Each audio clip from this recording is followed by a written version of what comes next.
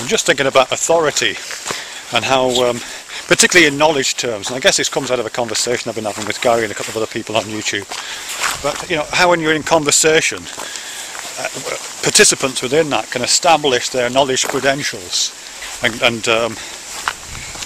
I don't know, allow those credentials to work in some way. How one person can acknowledge, or how someone can demonstrate their own authority in relation to knowledge, and how that can be mutually acknowledged without butt hurt happening, because that's always the problem, isn't it? I mean, I think the word authority itself is a problem sometimes, because authority is so caught up with historical understandings of authority, isn't it?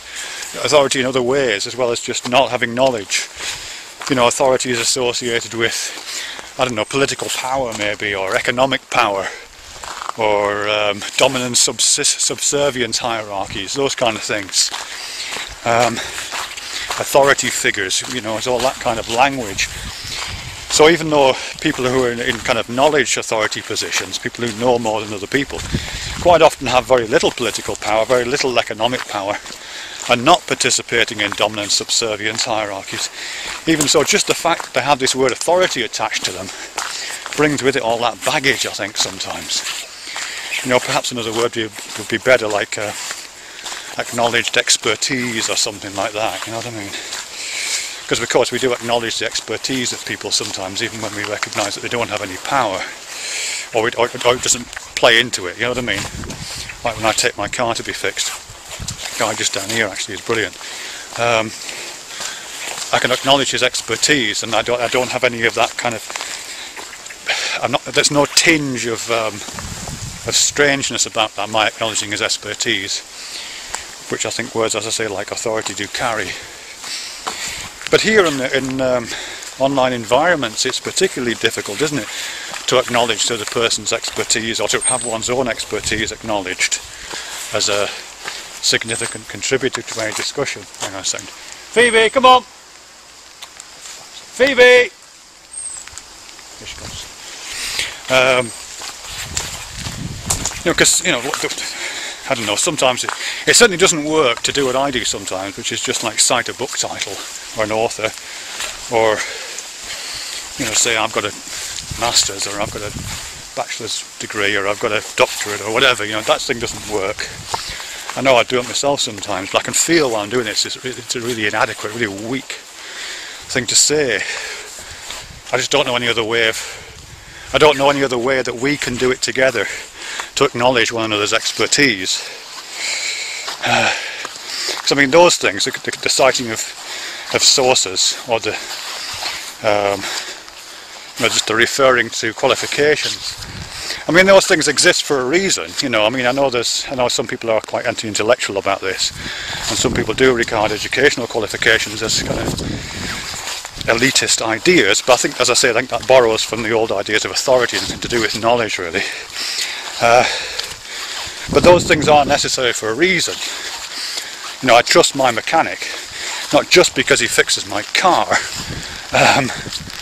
because you know, I trusted him the first time I went, because you know, he's got one of those symbols outside, and he's been there for a long time fixing other people's cars, so he has a kind of an acknowledged reputation in the area.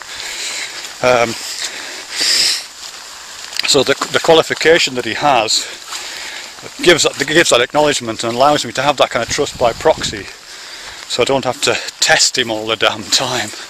And that's what qualifications work like in real life as well, isn't it? You know what I mean? When I go to see my doctor, or you go to see your doctor, of course we should always be wary of doctors, but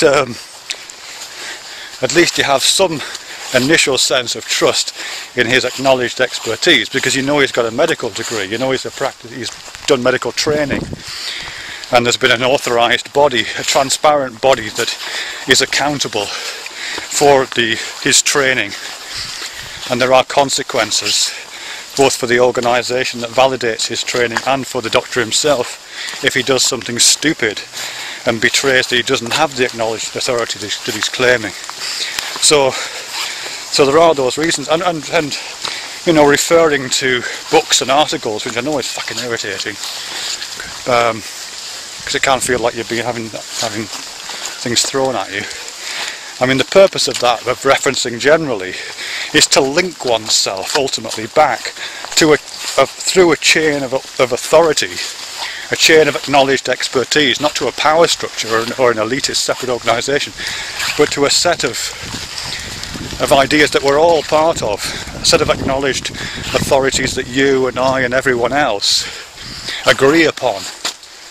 You know, we agree upon these things, that there are processes by which knowledge can be accumulated. We agree that the institutions should be perhaps created which are transparent and which are accountable, through which knowledge can be communicated from one person to another. And we agreed collectively that those institutions should find accreditation systems, pieces of paper that they can hand to one another at the end of that process, so that there is a chain of accountability. And when those people who have those pieces of paper, that accredited knowledge, that acknowledged expertise at the end of that, when they go on and write something, produce some information, that's part of the chain as well. And it's part of that chain of accountability. Their status, their career, their livelihood stands or falls upon the credibility of the information they produce, so that the accountability continues. So when someone is citing that, I think they're trying to do that. Certainly when I'm doing that, I'm trying to plug myself into the same system that you're plugged into. You know, if I cite, I know I'm doing it really badly, I fully accept that. But if I'm trying to cite an author, I'm not doing it so, look, I've got a book and you haven't. I know it comes off that way and I wish it didn't. I'm saying we are part of the same system by which knowledge is created and produced. And yes, of course there are flaws in the system, of course it can get better. I would want to be part of the processes that make it better. But it's better than it used to be. It's certainly better than it was a couple of 100 years ago, 400 years ago, when power and knowledge, political power, economic power and knowledge were much more closely associated. It's certainly better than it was, a lot better than it was, when power and theology were more closely connected. You know, we've moved away from that, when access to knowledge is at least partially democratized. Access to the means by which knowledge can be produced has at least partially been democratized. You know, we are part of that process, flawed though it may be. So, you know, so I do get frustrated when I see anti-intellectualism. I do get frustrated when I see epistemological authority that somebody who knows something, that person being condemned because they, on the grounds that they felt to be asserting political or economic authority or dominance, subservience hierarchies, because that's not how it usually works. Speaking as a university educator myself, there is no economic power in it, there is no political power in it, there's no dominance, subservience hierarchies available to me. I wouldn't want to be part of those. But of course that's not where we are right now. We're on YouTube and in an environment where, as I say, acknowledged expertise is hard to find. Mechanisms by which expertise, which knowledge, is hard to accredit. You know, how do we, between ourselves, agree that we know things? How do we do that? I mean, in a sense, it's a kind of real problem for me. I mean, they're all real problems, but it's one that I kind of feel personally on some levels. For two reasons. I mean, on a very personal level, which is probably more information than you need. I mean, I left school quite young. I left school at 16 with hardly any qualifications at all, and did kind of manual jobs for some time, and went back into education in my late 20s. And I have to say it was quite difficult, you know, dropping all that and going back into education with a lot of young people and doing all that stuff. It was quite a culture shock, and I mean, I'm really glad I did it, but it wasn't easy. And so I always have admiration for people who take that on. You know what I mean? When my students make sacrifices in order to be able to get themselves educated, you know, with no promise of reward at the end of it, I just find that very admirable. So that's one personal thing. But the other personal thing is to do with YouTube, really, Because one of the things I've been always fascinated by, since I started thinking about online work, is, what does the future hold in terms of this kind of a medium for education in the broadest sense? Why isn't there self-organising educational systems already in place here? Some part of me would really like that. There's a lot of autodidacts here, a lot of people who've taught themselves stuff. Why